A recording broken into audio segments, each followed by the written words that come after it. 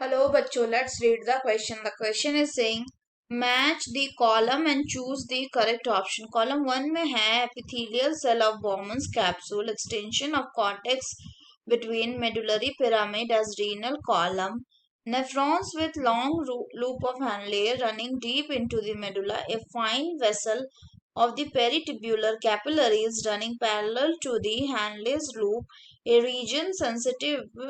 a special sensitive region in DCT and afferent arteriole at, at the location of their contact. Column 2 में juxtamedullary, vasa recta, juxtaglomerular apparatus, podocytes and column of Botany. Match the column and choose the correct option. A का C, 2 A में 1 का C, 2 का B, 3 का A, 4 का D, 5 का E. फिर है 1 का E, 2 का A, 3 का B, 4 का C एंड 5 का D. 1 का D, 2 का C, 3 का F, 4 का E, 5 का A. 1 का D, 2 का E, 3 का A, 4 का B एंड 5 का C. तो आइए देखते हैं हम इसका की कंसेप्ट. तो अगर हम बात करें इसके की कंसेप्ट की, तो इसका की कंसेप्ट हो जाएगा excretory components and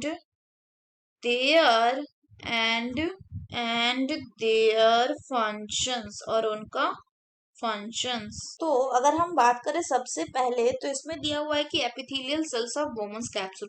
तो जो एपिथेलियल सेल होता है किसका? बोमन्स कैप्सूल का. बोमन्स कैप्सूल क्या है? It is a cup like structure जो कि सराउंड करता है किसको? ग्लोमेरुलस, यानी ग्लोमेरुलस इसके अंदर फिट रहता है. और ये जो बोमन्स कैप्सूल का एपिथेलियल सेल लेयर है, इसमें क्या प्रेजेंट होता है? इसमें प्रेजेंट होता है आपका पोडोसाइट्स, जो क्या होता है, जिनको हम कहते हैं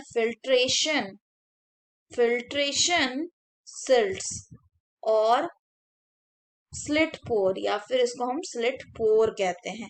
और इससे क्या होता है? इससे फिल्ट्रेशन होता है. सो यही रिस्पॉन्सिबल होता है अल्ट्रा फिल्ट्रेशन कराने के लिए.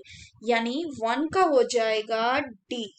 नेक्स्ट बात करें तो नेक्स्ट बोल extension of the cortex between the medullary pyramid as renal column. तो अगर हम किडनी के स्ट्रक्चर की बात करें, एक रफ स्ट्रक्चर, तो ये होता है आपका किडनी. इसमें जो बाहर वाला एरिया होता है वो होता है कॉर्टेक्स, और इसके अंदर प्रेजेंट होता है कुछ यूं टाइप के क्या? Medullary pyramids. तो ये हो गए हैं आपके क्या? Medullary pyramids.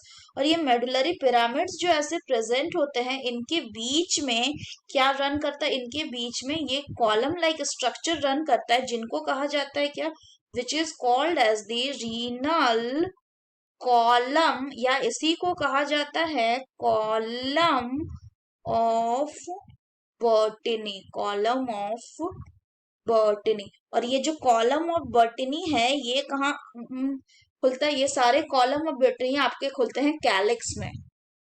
तो 2 का हो जाएगा ई.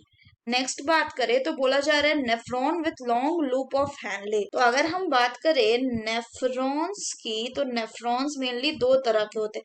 एक में जिसमें लॉन्ग होता है क्या? Loop of Henle. और दूसरा होता है जिसमें शॉर्ट होता है क्या? Loop of Henle. तो जिसमें शॉर्ट लूप ऑफ हैनले होता है, इसको हम क्या कहते हैं? इसको कहा जाता है cortical nephrons. Cortical nephrons. While ऐसे नेफ्रॉन जिनमें लूप ऑफ हैनले जो है वो लॉन्ग होता है, और प्लस वो बहुत डीप रन करता है इनटू दी मेडुला, इनको क्या कहा जाता है? उनको कहा जाता है जक्स्टा मेडुलरी नेफ्रॉन्स. नेक्स्ट अगर यानी कि अगर हम बात करें 3 की, तो 3 हो जाएगा जक्स्टा मेडुलरी नेफ्रॉन, यानी 3 का हो जाएगा ए. इसके बाद बोला गया fine vessel of peritubular capillary is running parallel to the Henle's loop. यानी हम जानते हैं कि जो हैंडलेस लूप है ये कुछ ऐसे स्ट्रक्चर होते हैं, हेयर पिन लाइक स्ट्रक्चर। ये हो गया हैंडलेस, इसके दो पार्ट होते हैं, एक असेंडिंग और एक डिसेंडिंग। इसी के पैरेलल में रन करता है कुछ कैपिलरी लाइक स्ट्रक्चर जिनको हम क्या कहते हैं, which is called as the vasa recta. और vasa recta and Henle's loop जो है ये दोनों क्या शो करते हैं, ये दोनों शो करते हैं काउंटर करंट मैकेनिज्म। और यही काउंटर करंट मैकेनिज्म जो है ये यूरिन के कंसंट्रेशन में हेल्प करता है। तो अगर हम बात करें 4 की तो ये हो जाएगा बी यानी वासा रेक्टा। लास्ट में बोल रहा है special sensitive region in DCT and efferent arteriole at the location of their contact. तो होता क्या है कि डीसीटी यानी कि distal convoluted tubule and efferent arteriole यानी कि जहां से ब्लड आ रहा है वहां पे क्या होता है, पॉइंट ऑफ कांटेक्ट बनता है जिसको हम कहते हैं जक्स्टा ग्लोमेरुलर एपरेटस। और ये क्या सिक्रीट करता है, ये कंटेन करता है जक्स्टा ग्लोमेरुलर सेल जो सिक्रीट करवाता है रेनिन, जो कि ग्लोमेरुलर फिल्ट्रेशन रेट को रेगुलेट करने में हेल्प करता है। यानी 5 का हो जाएगा सी। सो 1 का डी, 2 का ई, 3 का ए, 4 का B and 5 ka C. So the correct option will be option D. So that's all for the question, bachcho. Hope you understood it well. Best of luck.